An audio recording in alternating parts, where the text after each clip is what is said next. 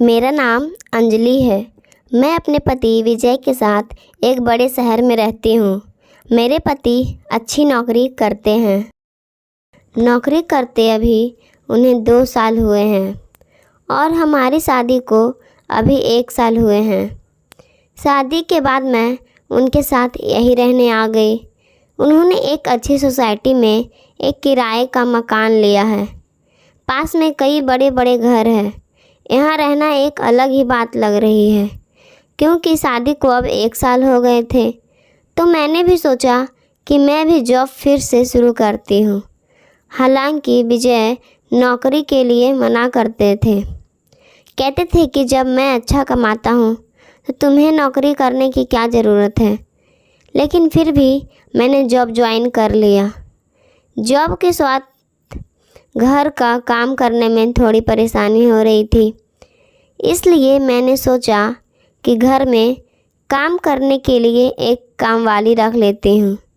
लेकिन बड़े शहरों में अच्छा काम करने वाली का मिलना बहुत मुश्किल होता है और इतनी जल्दी किसी पर विश्वास किया भी नहीं जा सकता। हमारे सोसाइटी में कई घरों में काम करने वाली आती थी, इसलिए मैंने सोसाइटी में काम वाली की तलाश करने लगी। आसपास के घर में काम करने वाली से मैंने बात की, लेकिन कोई भी अब और ज़्यादा काम लेना नहीं चाहती थी, इसलिए सभी ने मुझे मना कर दिया।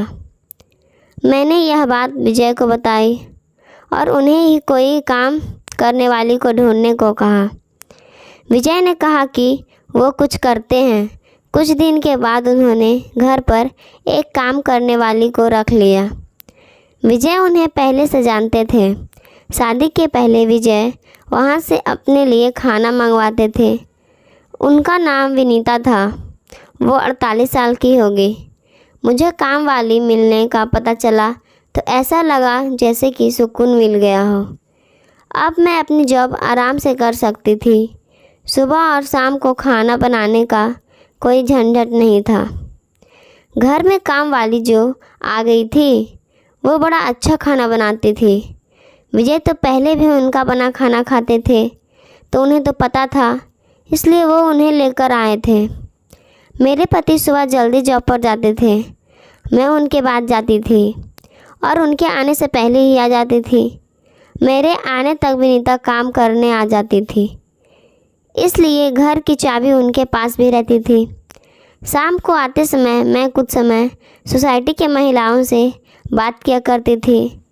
इतने दिन होने के बाद सोसाइटी में लगभग सभी को अब मैं जानती थी। शाम को सोसाइटी की सारी महिलाएं भी घूमने बाहर निकला करती थी।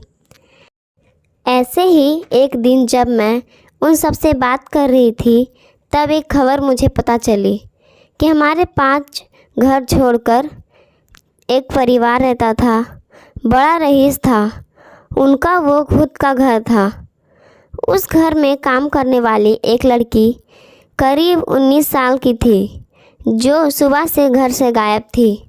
वो लड़की उनके घर का काम करने के साथ वहाँ रहती भी थी।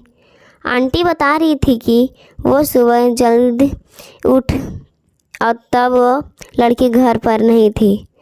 फ़ोन किया तो उसका फ़ोन भी स्विच ऑफ था। सोसाइटी में किसी ने उसे जाते नहीं देखा। वो आंटी कहने लगी कि घर देखना होगा, क्या पता कुछ लेकर गई तो नहीं। लड़की तो अच्छी थी, लेकिन आजकल कब कोई बदल जाए इसका पता कहाँ चलता है। उस लड़की को मैं भी मिली थी जब काम वाली ढूंढने निकली थी।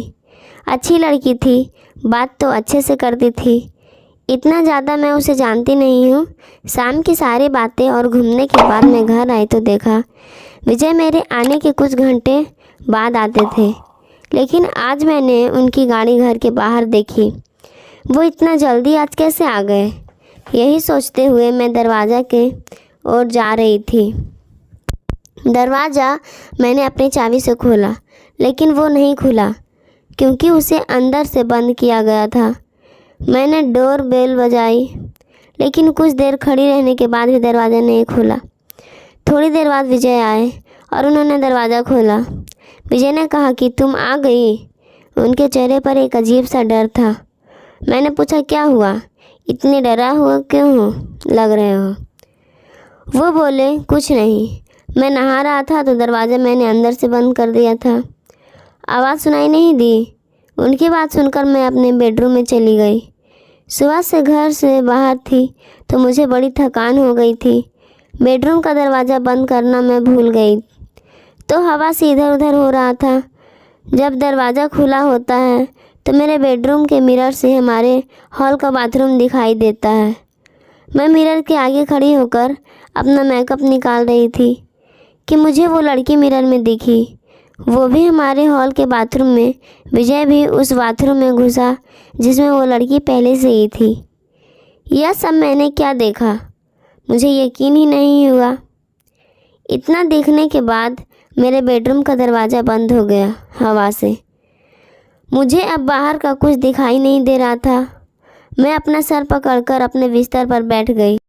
मैं सोच रही थी बाहर जाकर देखूं और जो भी मैंने देखा वो सब गलत हो। मैं धीरे धीरे अपना बेडरूम का दरवाज़ा खोलने के लिए गई। मैंने दरवाज़ा खोला तो बाथरूम का दरवाज़ा तो खुला था। विजय और वो लड़की दोनों ही वहाँ नहीं थे। मेरी स्थिति उस समय क्या थी मैं बता भी नहीं सकती। मैं यह सोच रही थी कि विजय उस लड़की को कैसे जानता है। वो लड़की जब मैं यहाँ नहीं आई थी तब विजय के साथ क्या कर रही थी और जब विजय उसे लेकर कहाँ गया है। मैंने सोचा कि मैं विजय को फ़ोन करूं। मैंने उसी समय फ़ोन किया। विजय ने कुछ देर बाद फ़ोन उठाया। मेरे कुछ पूछने के पहले ही विजय ने कहा कि मुझे कुछ काम आ गया है, बस थोड़ी देर में आता हूँ। इतना कहकर विजय ने फ़ोन काट दिया। वह मुझसे झूठ बोल रहा था। आखिर ऐसा क्या कर रहा था जो उसे मुझसे झूठ बोलना पड़ रहा था। मैं अपने आंसू रोक रही थी, अपने दिल को समझा रही थी कि विजय से बैठकर एक बार बात कर ले। अभी से कुछ भी मत सोच, शायद कुछ और बात होगी। लेकिन फिर यही ख्याल आता कि आईने में मैंने उसे देखा। थोड़ी देर बाद हमारी काम वाली विनीता भी आ गई। उसने मुझे इस तरह चिंता में देखा तो पूछा कि मैडम क्या हुआ। मैंने उसे कुछ नहीं कहा और अपने कमरे में चली गई। विजय करीब 2 घंटे बाद घर आए। उनकी शक्ल देखने पर मुझे गुस्सा आ रहा था। मैंने पूछा कि कहाँ गए थे। वो बोले ऐसे ही कुछ काम आ गया था। वो फिर मुझसे झूठ बोल रहा था। मुझे बहुत गुस्सा आ रहा था लेकिन मैंने अपने गुस्से पर काबू किया क्योंकि घर में विनीता थी। मैं नहीं चाहती थी कि यह बात बाहर जाए। मैंने सोचा कि रात में इस बारे में विजय से बात करूंगी। हम लोग दोनों खाने के लिए टेबल पर बैठे थे। विनीता खाना लगा रही थी। खाना लगाने के बाद विनीता बोली कि साहब बहुत अच्छा काम किया आज आपने। विजय बोले कि थोड़ा और लेट होते तो बस छूट जाती, इसलिए मैं आते ही चला गया। मैंने पूछा क्या बात हो रही है। विनीता बोली कि मैडम वो लड़की थी ना यहाँ पड़ोस में, उनके यहाँ काम करती थी और रहती थी। मैंने उनकी बात काटते हुए कहा हाँ, सोसाइटी में सुबह से नहीं है। कहाँ गई है, मैंने सवाल किया। विनीता ने फिर कुछ ऐसा बताया जो मैंने सोचा भी नहीं था। विनीता ने कहा कि वो छोटे से गांव की है। घर की हालत ठीक ना होने के कारण उसे यहाँ काम करना पड़ रहा था। लड़की अपने घर जाना चाहती थी लेकिन उस घर की मालकिन उसे जाने नहीं दे रही थी। उसे पैसे भी नहीं दे रहे थे। उस घर में दिन रात उसे 8 लोगों का काम करना पड़ता था। जब वो काम पर लगी थी तब सिर्फ 2 ही लोग थे लेकिन थोड़े दिन बाद 8 लोग आ गए, उन्हीं के परिवार के। उसने काम छोड़ने और जाने को कहा तो उन्होंने उसे कहा कि तुम नहीं जा सकती जब तक हमें कोई और दूसरी काम करने वाली नहीं मिल जाती। उसके पैसे भी नहीं दिए उसको। काम करने वाली मिलना कितना मुश्किल है, वो भी इतने बड़े परिवार के लिए। इसलिए वो कैसे भी करके यहाँ से निकलना चाहती थी। उस घर की मालकिन उस पर नज़र रखती थी। उसकी हालत के बारे में मुझे पता था। वो उस दिन सुबह आपके जाने के बाद यहाँ आ गई थी। आप लोग गए तब भी वो यहीं थी, बहुत रो रही थी। मैंने साहब को सारी बात बताई। अभी आपसे ज़्यादा मैं साहब को जानती हूँ, इसलिए मैंने आपको नहीं बताई, सिर्फ उन्हें बताया और उसकी मदद करने को कहा। इसलिए साहब उसे उसके घर की बस में बैठाकर अभी आ रहे हैं। विजय ने कहा, बस इसलिए मैं ऑफिस से जल्दी आया। जब मैं आया तो वो बाथरूम में छिपी थी, डरी हुई थी। मैं उससे बात कर ही रहा था कि तुम आ गई और फिर बाथरूम में छिप गई। इतना सब जल्दी हो गया कि तुम्हें बताने का समय ही नहीं मिला और मैं उसे लेकर बस अड्डे चला गया। तुम्हारा फ़ोन आया तो मैंने सोचा कि घर जाकर आराम से सारी बातें बताऊंगा। लड़की सीधी थी, इसलिए मैंने उसकी मदद की। वो खुश थी कि अपने घर जा रही है। विनीता और विजय की बात सुने मुझे यकीन नहीं हुआ। विनीता ने कहा कि बाहर छोटे शहर से काम करने वाले जो आते हैं वो भी इंसान होते हैं। यह बड़े लोग कब समझेंगे। अपने स्वार्थ के लिए उसे रखा था। उसकी बात सोचने लायक थी। इसी के साथ ही मेरे दिल ने एक तसल्ली भरी सांस भी ली। मैंने मेरे पति को कितना गलत समझा। उसने एक सीधे लड़की की मदद की। मैंने विनीता को कहा कि अगर अब कभी भी तुम्हें ऐसा कोई और दिखाई दे तो मुझे भी बेफिक्र होकर यह कह सकती हो। हम इंसान हैं, सभी अपना जीवन अपने हिसाब से जीने का हक रखते हैं।